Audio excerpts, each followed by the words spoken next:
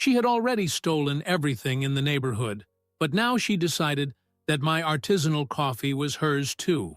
She broke into my yard, grabbed a bag full of the best beans, and left as if she owned the farm. But this time, I left a special gift in the mix, the strongest chili powder there is. The next morning, as she sipped her first cup, all hell broke loose. Well, I just sat on the balcony and waited for the screams. Ever since I moved to this neighborhood, I realized there was something wrong. It wasn't the weather, or the houses, or the occasional smell of burnt barbecue coming from the incompetent neighbor's yard. The problem was her. Every neighborhood has some kind of pest that infiltrates the lives of others, like a termite devouring wood. Here, this pest had a name, an address, and a natural gift for being unbearable. The woman was a kind of HOA dictator, thinking she owned everything, creating crazy rules that even she didn't follow, and, apparently, deciding that other people's things were hers too. And that's how my coffee became the latest victim of her clutches. I've always been a coffee lover, but not that supermarket garbage, ground for months and sold in dubious packets. I'm talking about real coffee, picked and roasted just right, with an aroma that could wake anyone from a coma. It was a hobby. I grew my own coffee trees, picked the beans by hand, dried them in the sun, and roasted them to perfection, a sacred ritual. And apparently, this woman thought she had a right to participate. It all started with small signs. One day, I noticed that the amount of grain drying on my balcony was strangely smaller. I didn't pay much attention. I thought I might have miscounted. But then, it happened again and again. The stock seemed to dwindle little by little. Small handfuls disappeared without explanation.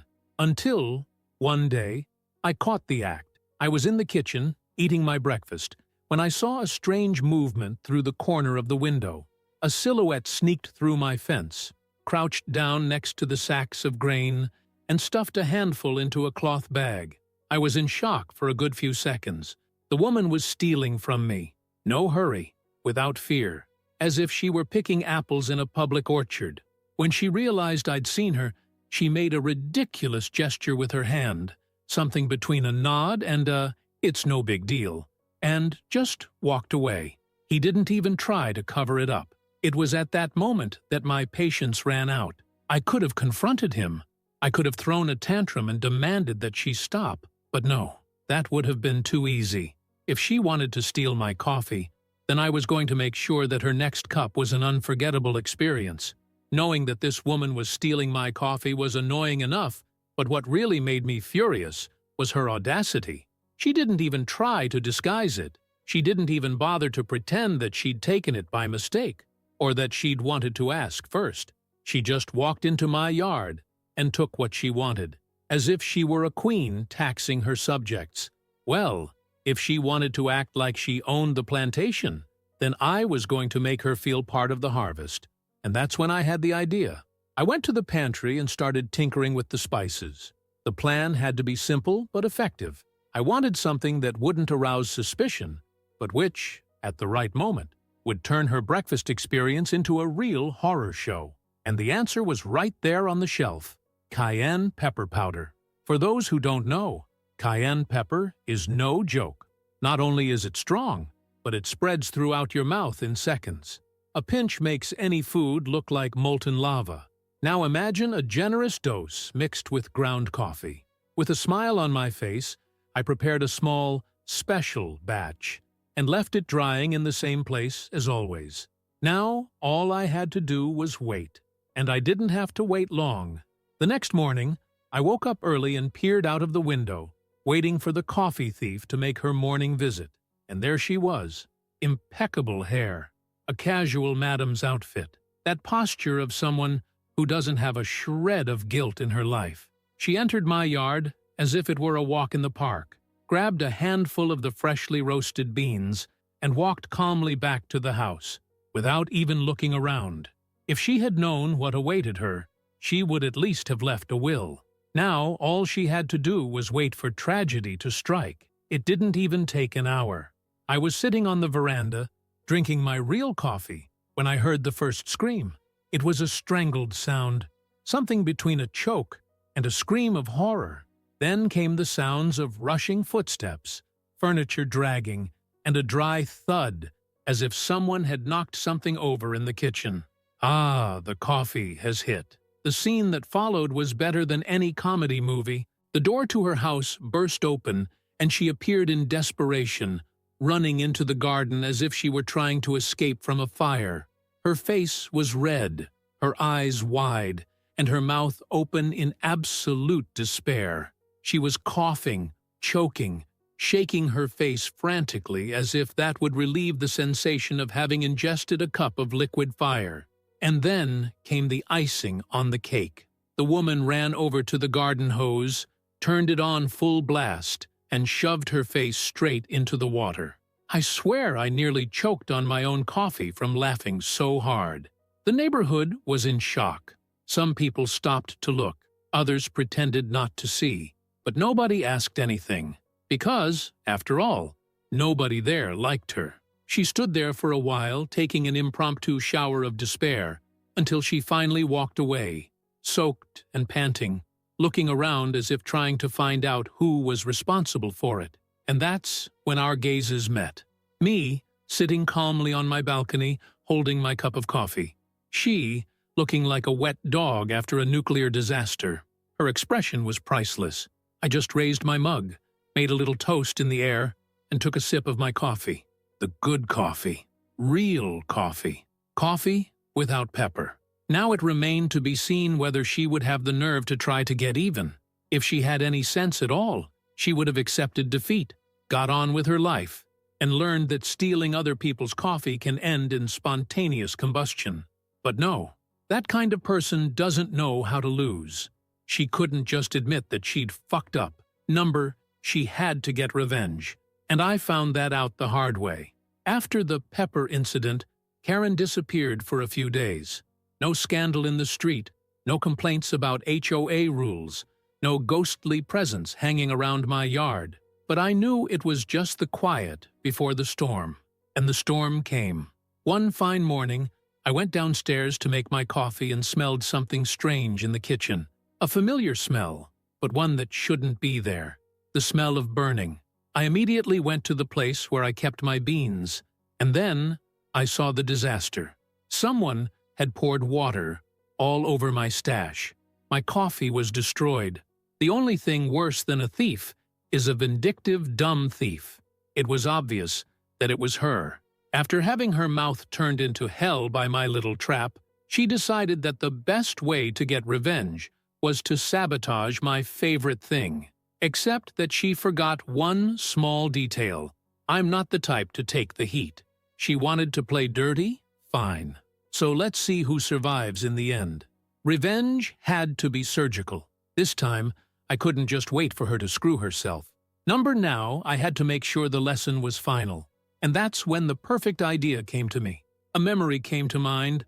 I once overheard one of the neighbors commenting that Karen had an absurd stock of imported coffee capsules. Those expensive machines that make coffee at the touch of a button without the need to grind beans or anything. Pure luxury. And you know what else? She kept everything in a storage room in her backyard. In other words, a place extremely vulnerable to unexpected visitors. I wasn't going to steal anything. I wasn't going to break anything. I was just going to make sure that her next coffee was an even worse experience than the last. The next morning, I put my plan into action.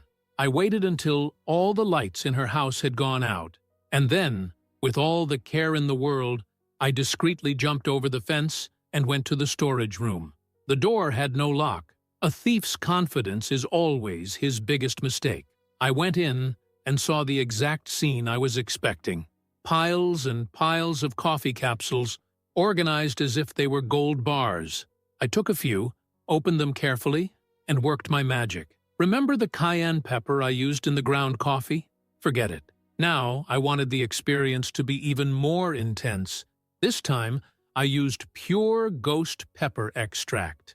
Yes, the same pepper used to make police pepper spray. The same one that can cause instant sweating, coughing fits, and even hallucinations at higher doses. and I made sure to put a generous dose inside each adulterated capsule. Then, I carefully sealed it back up and left everything exactly as it was. And I walked out of there as if nothing had happened. Now, all I had to do was wait. Chaos erupted the next day. I was already awake, drinking my coffee, the new batch that was now under lock and key, when I heard the first scream. This time, it wasn't just a choke. It was a real scream of horror. I looked out of the window and saw the spectacle. The woman ran out of her house looking like she'd been hit by a flamethrower. Her face was as red as a tomato, sweating as if she'd run a marathon in the desert. She stumbled, grabbed her neck, tried to spit, but it was too late. Whatever was in the capsule she took was already taking full effect. And then, the glorious part. She ran straight to the swimming pool at her house and dropped herself in. Yes, with clothes on and everything. She jumped into the icy water like she was trying to put out an internal fire. And what about me? I was sitting on my balcony, holding my cup of coffee, trying not to laugh too loudly. Several neighbors came out to see what was going on, and the look on their faces when they saw the woman struggling in the pool was priceless. It took her a while to get out of the water, and when she finally did, she was soaking wet, snorting with rage, and her eyes shining with pure hatred. And then, for the second time, our gazes met. This time, there was no smile. There was no irony. Only one thing became clear at that moment. She knew I had done it. But the best? She couldn't prove it. Because, after all, who in their right mind would suspect that their own coffee stock was sabotaged? And now, one question remained. Would she have the courage to try to strike back again? If there was one thing this woman didn't know how to do, it was admit defeat. She had already been through 2 hellish experiences with coffee. But instead of simply accepting that she had messed with the wrong person, she wanted revenge. The problem? She had no more cards up her sleeve. This time, the fight was no longer just between the 2 of us. The whole neighborhood was watching. After the spectacle of her throwing herself into the pool as if she were fleeing an internal volcanic eruption, people started to comment. The woman who spent her days judging everyone, who loved being the boss of the neighborhood, was now the butt of jokes. But the icing on the cake was yet to come. The first thing I noticed was that, for the first time in years, she had stopped policing my yard. She no longer walked past the front of my house, didn't peek over the fence, didn't make excuses to stop and have a look. That should be a relief, right? Wrong. Because if there's one thing that worries me more than an annoying, nosy Karen, it's a silent Karen. So I started to prepare myself. After all, people like that don't give up easily. And I was right. The next night, I woke up to a strange noise outside. I got out of bed, went to the window, and saw a shadow circling my yard. She'd come back. I didn't know what she was trying to do, but one thing was certain. It wasn't good. She was crouching by the balcony, fiddling with something on the ground, maybe trying to sabotage my coffee beans again. But what she didn't know was that, after the first attack on my stock, I had already taken my precautions. Yes, I had installed motion sensors. So, the moment she started moving the earth, the spotlights came on full force. It was as if the sun had risen in the middle of the night. And Karen? She froze. The fright was so great that she lost her balance and fell on her butt. For a moment, she didn't know what to do. She tried to get up quickly, but it was too late. Because now I was standing in the doorway, looking straight at her. And for the 3rd time, our gazes met. But this time, I didn't have to say anything. She knew. She knew she'd been caught. And worse, she knew she'd lost. So, without saying a word, she picked herself up off the floor and ran back home. She literally ran away in the middle of the night, like an amateur thief who didn't know how to plan a crime properly. The next day, I woke up with a different feeling. Something was strange in the air. So I went out onto the balcony, looked at her house, and realized what was going on. She was moving out. Yes, after years of making everyone's life hell, Karen was leaving. A moving truck was parked at the door. Some workers were carrying furniture inside, and, in the middle of it all, there she was. her face closed, looking like someone who had just lost a war. What about me? I took my cup of coffee, sat on the balcony, and enjoyed the historic moment. The whole neighborhood came out to watch. Some people were happy, others relieved. No one was sad, not a soul. And then she looked at me. It was a different look this time. No hatred, no anger, just acceptance. She knew she had lost. I raised my cup in the air, in one last silent toast. She turned her face away, got into her car, and disappeared forever. Without HOA Karen around, the neighborhood finally had peace. The ridiculous rules began to break down. People could talk again without fear of being fined for something stupid. And what about me? Well, I carried on with my coffee. This time, no thieves. The only difference? Now I always add a special touch of pepper to some cups. After all, life could always use a little more spice. Did you like this video? Like and subscribe to the channel for more videos like this.